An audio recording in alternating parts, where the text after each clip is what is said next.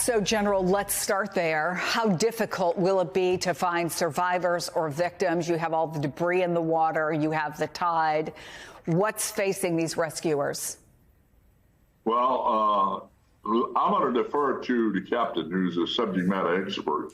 My experience with this was dealing in the Pentagon with several recovery operations where we deployed naval and Coast Guard assets during my year and a half at the Pentagon, the Operations Center. I will say this, that from that experience, it's in 50-foot water.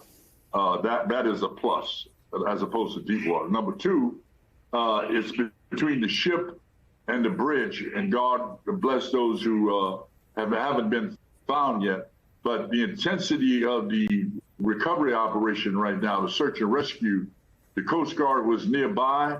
They were able to respond quickly, and the assets are there. The number three, the president has told the Coast Guard, you're in charge, and United States Corps engineers, you clear the river. Get that bridge out of the river. This is a strategic asset, and we would look at what threats in the United States. This was a key strategic asset that we always paid close attention to in the Pentagon to make sure it was protected, along with local and the captain of the port and the Coast Guard. So it could have been worse, and right now it's going to take time. It took 5 years to build that bridge.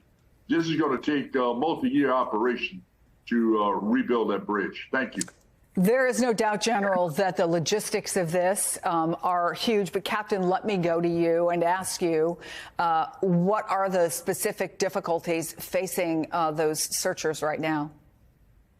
Well, it's a hard job, Chris, and my heart goes out to the victims, their families, and I also know what a big job it is for those first responder divers, although they're, I'm sure, going to put everything they have into trying to find those remaining victims in the water.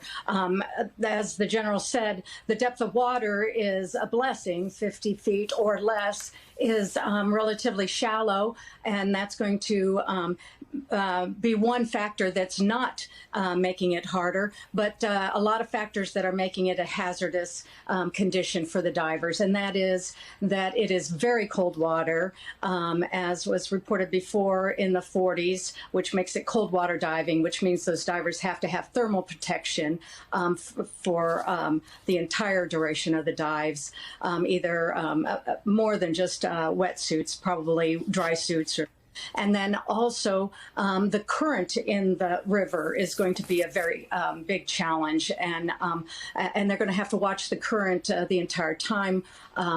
Sometimes it'll be no current, but a lot of times it'll be a very rapid current, which is going to make it harder.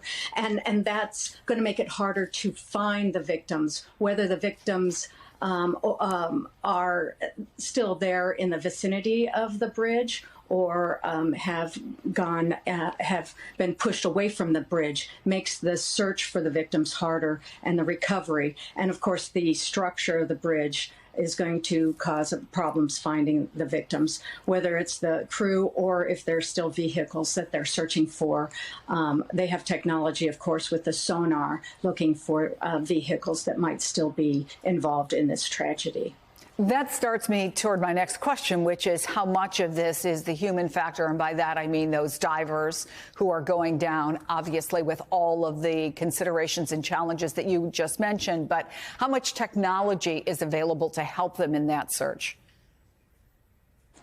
There's a lot of technology, and we've seen it in many of these underwater searches, between side-scan sonar, which they can use deployed from their boats, to handheld sonars, which the divers can use independently with just holding in their hands and utilizing independent of the boats, and then autonomous sonars, which they can deploy in the water that do not have to be tethered from the boats. So a lot of technology that they've used in all of these underwater searches that should be available to the first responders. And I understand they've already deployed side-scan sonar up there to help look for vehicles. And I'm sure that they're utilizing as many assets as they can get their hands on, which are readily available in the Baltimore area. Hey everyone, MSNBC has a new and improved app. You'll get real-time alerts and analysis, live blogs, in-depth essays, video highlights, and the best 2024 election coverage. Download the new MSNBC app. Here's how to do it. You tap on the App Store on your phone. You hit search on the bottom right corner. You type in MSNBC. You click on the MSNBC app. You click on Get or the cloud icon and enjoy it.